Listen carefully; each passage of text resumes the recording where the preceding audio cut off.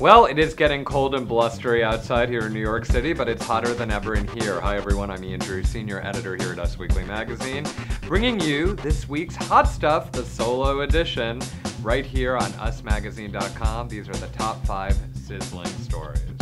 First up, Ashton and Demi dragging out his divorce. Well, even though Ashton Kutcher makes an estimated $700,000 an episode to do 2.5 Men, that doesn't mean he wants to part with any of that money anytime soon. An insider in his divorce with Demi Moore says he's holding things up and he's cheap. He doesn't want to spend the money. Meanwhile, he does want to spend lots of time with new girlfriend Mila Kunis. Source says it's getting very serious.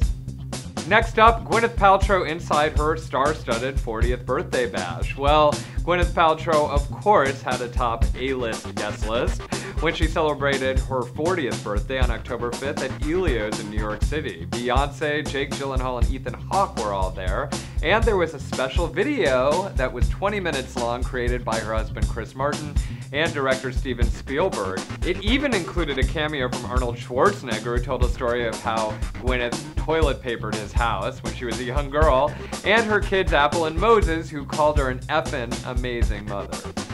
Classic. And next, Anne's backup trip. Well, the weather was gloomy in Thailand, so Anne Hathaway rescheduled her honeymoon from there over to Europe. Who knew it would be actually less gloomy in Europe?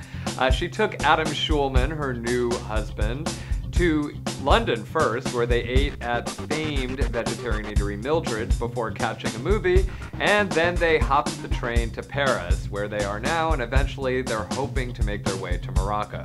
And next, Tom's wild night out. Well, Tom Cruise was not the one jumping on couches at Matt Damon's crazy birthday party at London's The Box on October 6th, but he did engage in a lot of other hijinks, like watching a wild circus show and getting paddled by a transgender hostess.